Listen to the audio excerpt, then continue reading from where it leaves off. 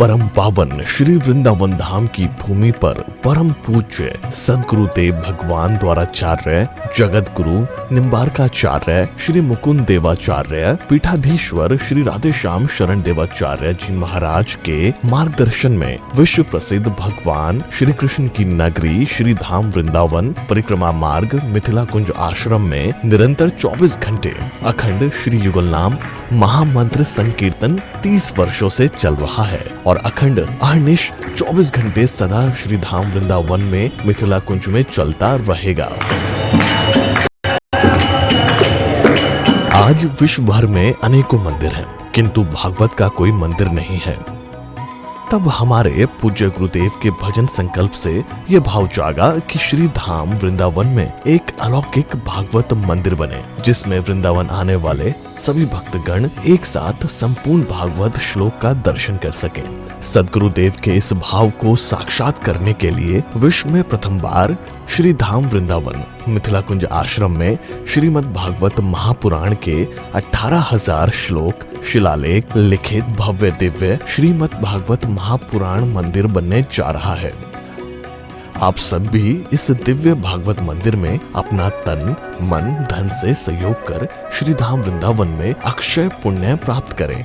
एक श्लोक शिलालेख की सेवा राशि मात्र 5100 रुपए है, जिसमें आपके नाम से एक श्लोक शिलालेख पर लिखा जाएगा।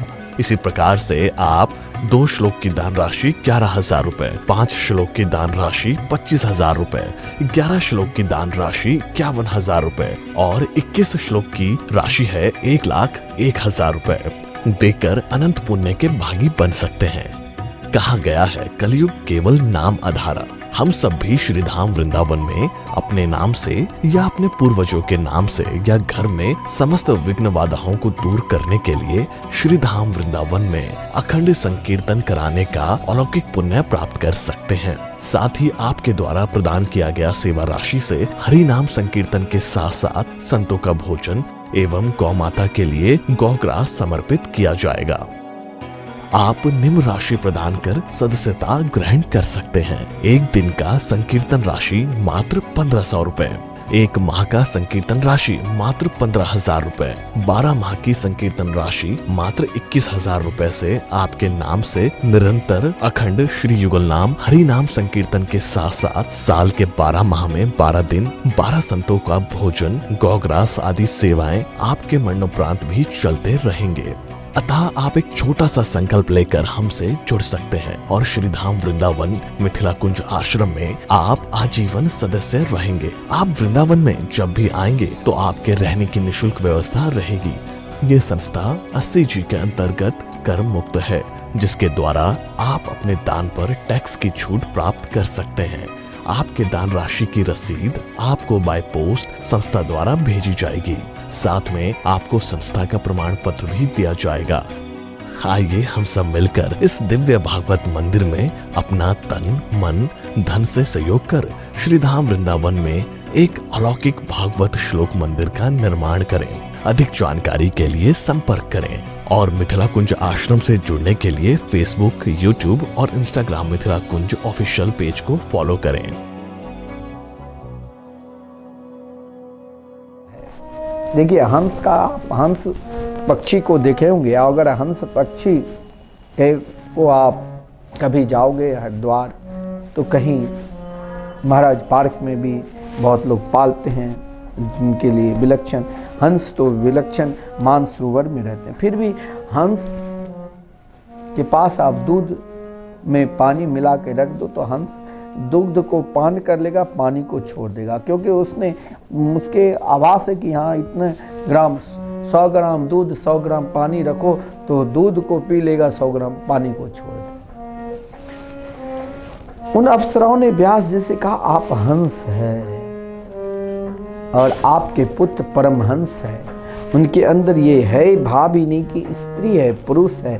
तो भगवान ने सांकेतिक भाषा में व्यास जी से कहा हे व्यास जी आप तो मेरे स्वरूप ही है, क्योंकि भगवान के 24 अवतारों में व्यास जी के नाम है। और आप मेरे गान तो कर दिए, लेकिन मेरे प्रभु संतों की गान आपने नहीं किया। तो व्यास जी तुरंत भगवान के चरणों में प्रणाम करते हुए तुरंत आदरणीय भगवान सुखदेव जी का ध्यान किए। यम प्रभजन्त मनुपेत मापेत कृत्यम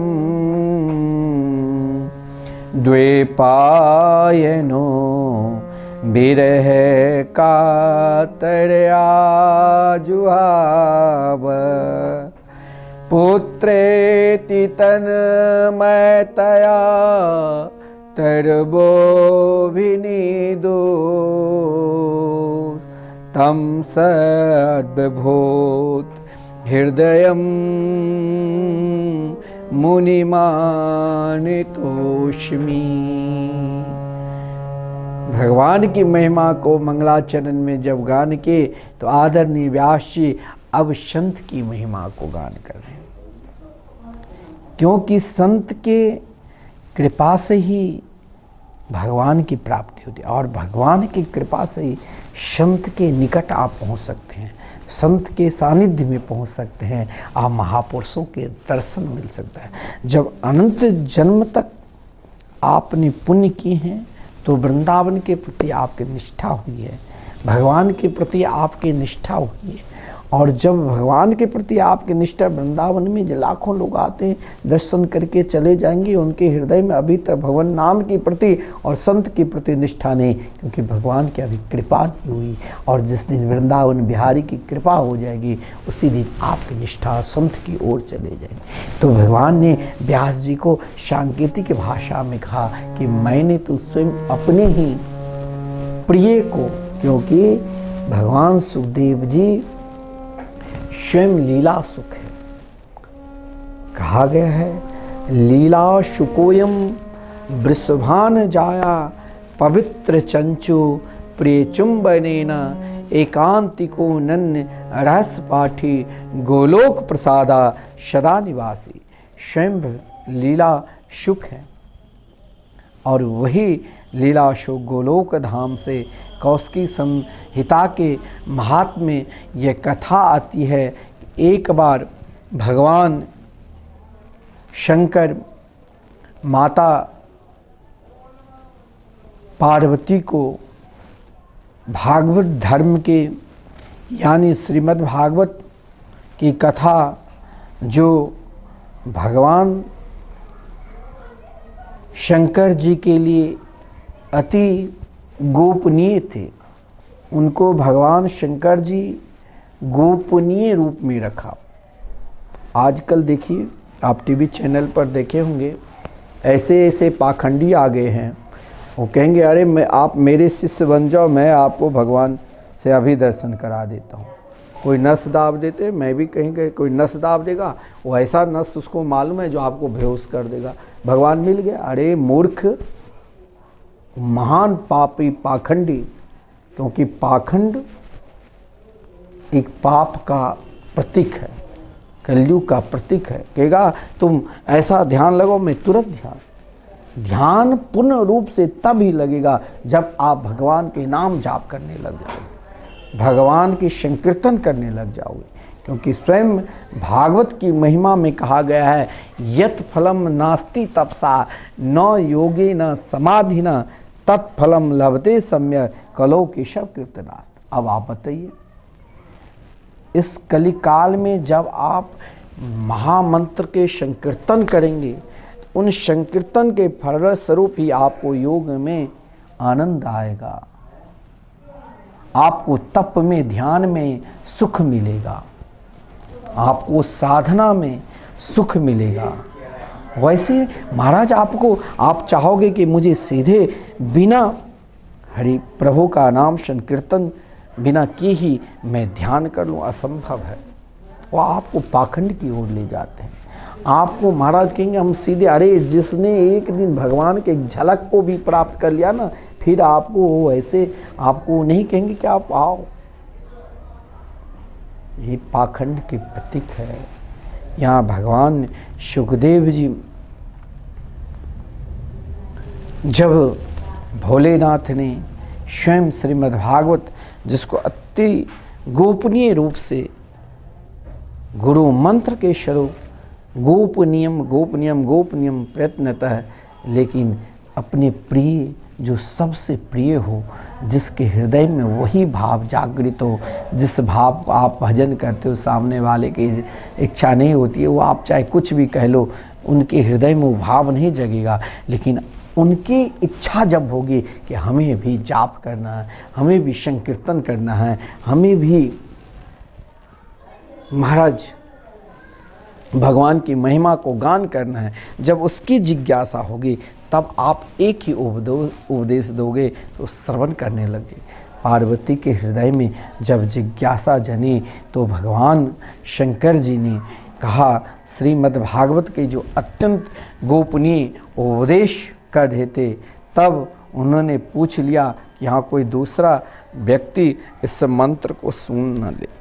क्योंकि देखिए, मंत्र सदगुरु मंत्र बहुत महाराज किसी को बताना नहीं चाहिए, क्योंकि वो तभी आप बता सकते हो जब उस स्तर तक पहुंच जाओगे, जब आपके सामने स्वयं प्रिया प्रीतम के दर्शन मिलने लग जाएंगे, तभी आप दीक्षा देने योग्य बन जाओगे। वैसे आप उस योग्य बन ही नहीं सकता। हाँ, अगर सदगुरु के आदेश है तो आपका कुछ बड़प्पन नहीं, वहाँ गुरुदेव का संकल्प जुड़ा है, उनके संकल्प से आप कर सकते हो। परंतु आप स्वयं सोचोगे कि हम अपने बल से ये कार्य कर ले, तो असंभव है।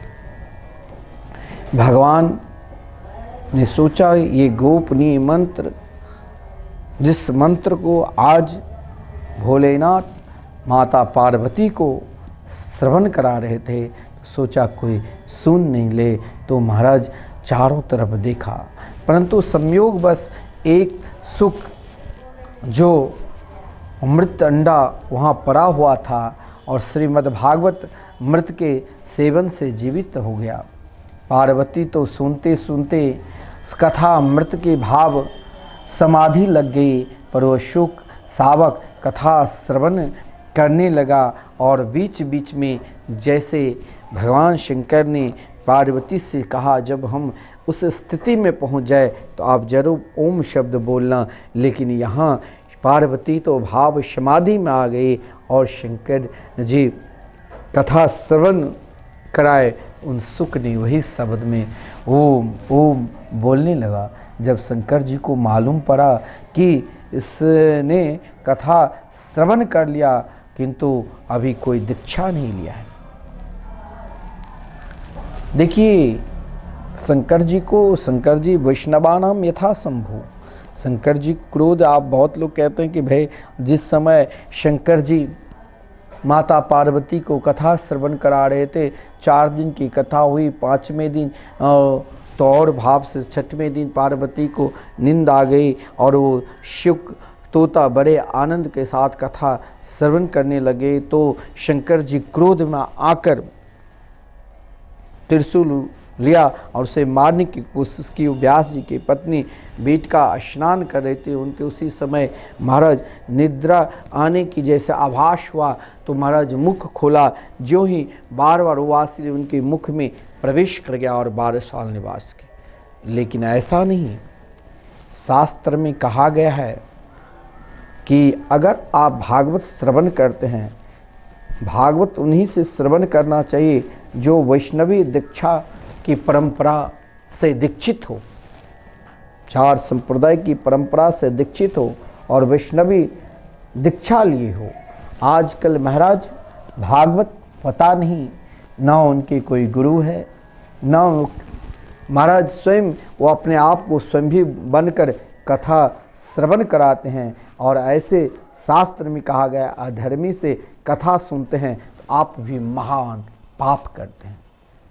क्योंकि कहा गया बिना विष्णु दीक्षा लिए हुए वक्ता से ना कथा श्रवण करना चाहिए। और हम भी अगर श्रोता बनकर कथा श्रवण करते तो हमें भी वैष्णवी दीक्षा लेकर ही कथा श्रवण करना चाहिए।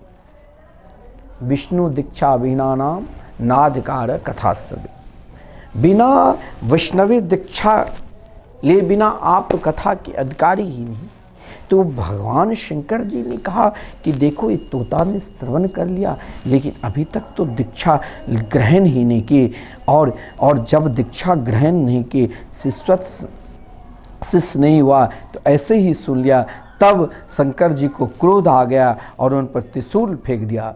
शुक भागकर व्यास जी के पत्नी के शरीर में प्रविष्ट हो गया और वही 12 वर्ष तक गर्भ में छिपा रहा और बाहर नहीं निकला।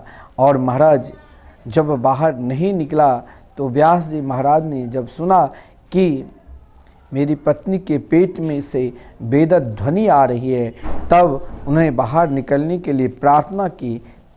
ये कथा स्कंद पुराण आदि पुराणों में आई है। उस गर्भस्थ शिशु ने कहा, जब तक भगवान के दर्शन नहीं होगा तब तक हम बाहर इस संसार में आएंगे नहीं।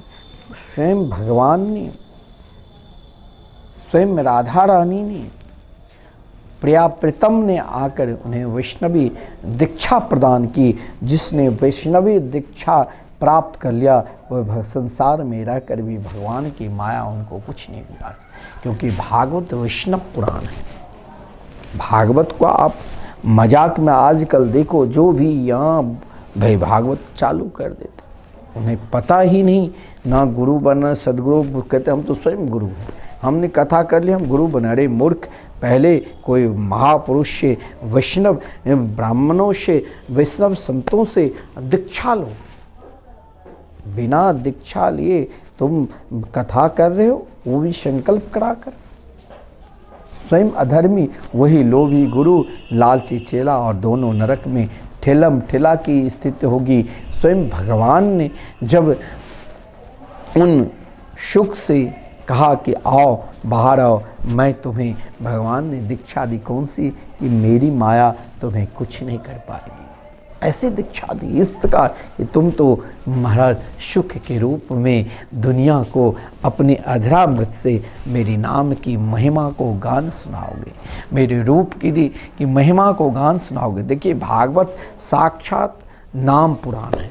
जैसे हम नाम संकीर्तन करते ना, राधे कृष्ण कृष्ण कृष्ण राधे राधे, राधे श्याम श्याम श्याम राधे राधे। भागवत साक्षात नाम पुराण है। भागवत के जितने भी श्लोक है, जब यहाँ भागवत मंदिर आप श्रीधाम वृंदावन में जो विशाल श्रीमद् भागवत महापुराण के मंदिर बनने जा रहे हैं, जहाँ 18,000 श्लोक के आप दर्शन करेंगे, आप एक श्लोक का भी आप दान करते हैं ना, तो मैंने कहा इन एक श्लोक का मात्र 5100 है, और एक श्लोक के दान करने का फलस्वरूप क्या आपको मिलेगा जानते हो? आप जब आएंगे वृंदावन में तो यहाँ संपूर्ण श्लोक में 9 और म का उच्चारण है, यानी भगवान की नाम की महिमा ही भागवत में है। जिस नाम की महिमा ने भगवान शंकर जी ने गान किया, जिस नाम की महिमा को भगवान सुखदेव जी ने सहजता में माता के गर्भ में, उन नाम की कृपा से लोग यही कहते अब दोबारा गर्भ में ना आने पड़े, क्योंकि गर्भ के कष्ट, अरे जब गर्भस्थ शिशु जन्म लेता है तो उन माताओं को क्या कष्ट होती है आपको मालूम है, और गर्भ में रहने से उन शिशु को क्या कष्ट होता है। और लेकिन जिसने भगवान के हो गए वो हर कष्ट को मुस्कुराकर सहन करते हैं। तब महाराज व्यास जी ने भगवान श्री कृष्ण को बुलाकर ले आए, और जब स्वयं भगवान श्री कृष्ण आकर खड़े हुए तब श्रीमान सुखदेव जी गर्भ से बाहर निकले, और निकलते ही महाराज जिसके अंदर विकार होता है उसी को संस्कार की जरूरत पड़ती है। ये 16 संस्कार की जब हम लोग जन्म लेते हैं तो 16 संस्कार की परंपरा, आजकल तो महाराज उपनयन संस्कार होता है, जनेऊ भी नहीं पहनता है, परंतु जिसके अंदर तनिक भी विकार लेश मात्र है ही नहीं, जो महाराज ऐसे महापुरुष थे। जब व्यास जी अपने पुत्र को ढूंढ रहे थे तो महाराज व्यास जी को वृक्ष से पुत्रोहम सुनाई दिया, तो व्यास जी ने सोचा ऐसे महापुरुष को मैं कहाँ ढूंढूं जो महाराज जड़ में चैतन्य में हर जगह छुपे हुए हैं।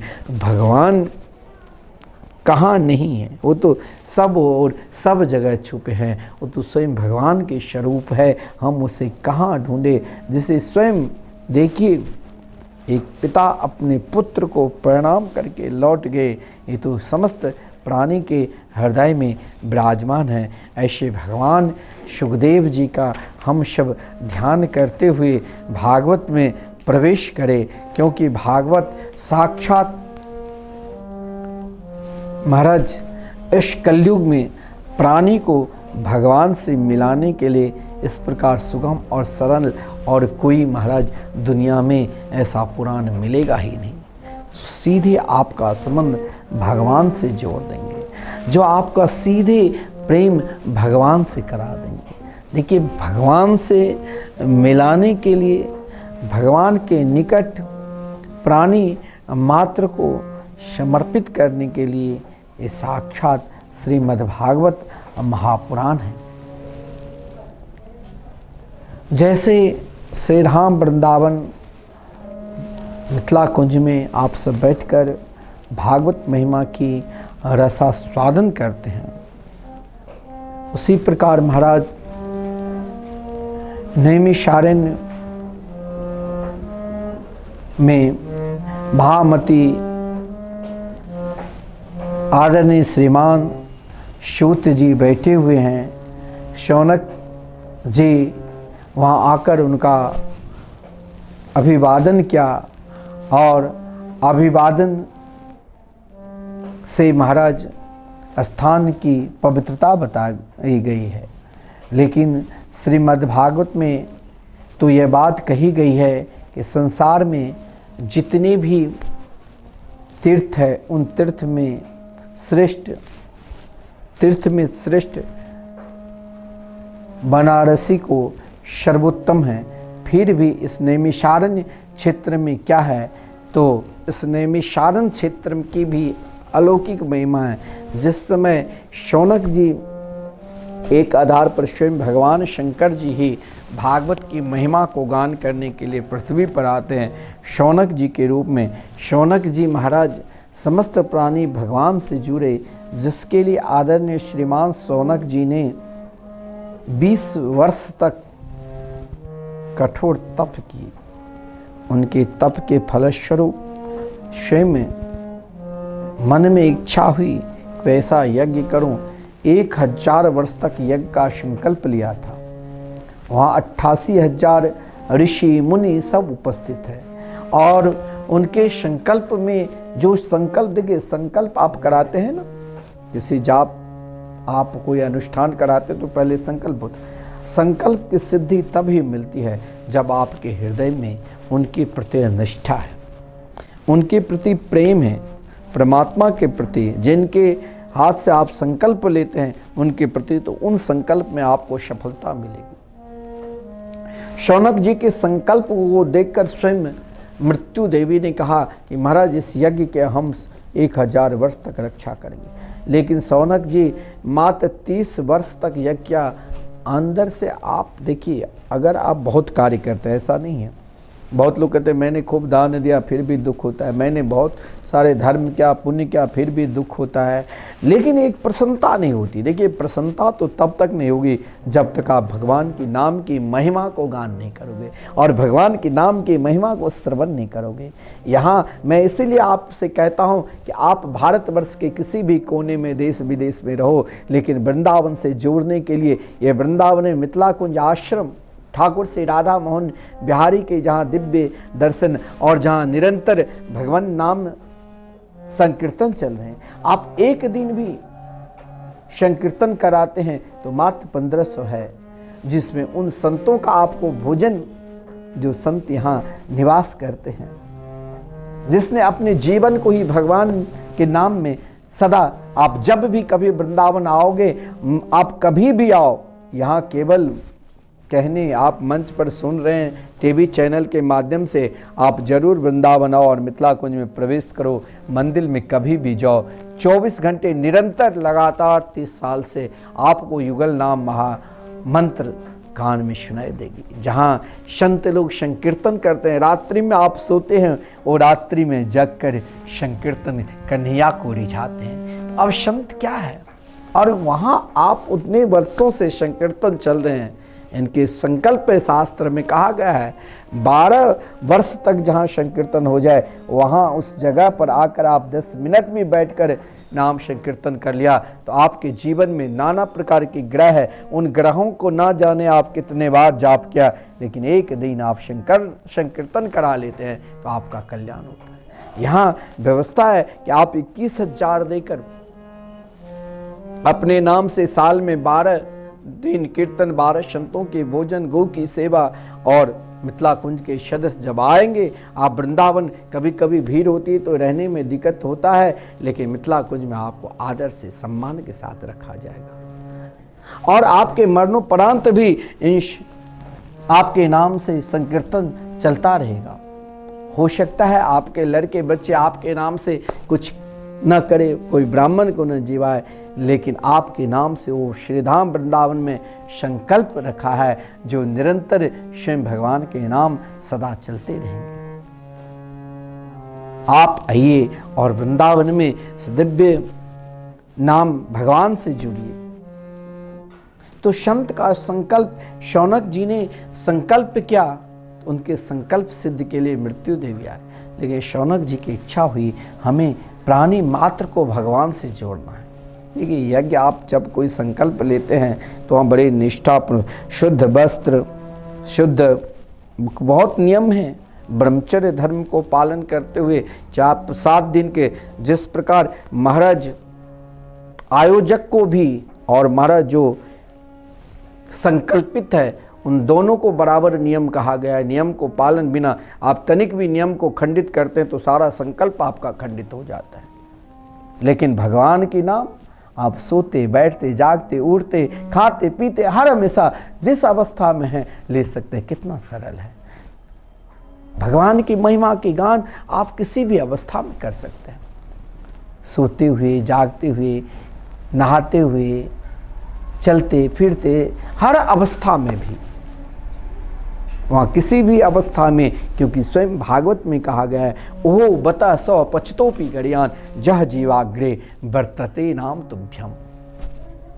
चाहे आप कोई भी किसी भी प्रकार के भक्ष अभक्ष करते हो, लेकिन आप भगवान के नाम लेते हो तो उसे बहुत श्रेष्ठ कहा गया है।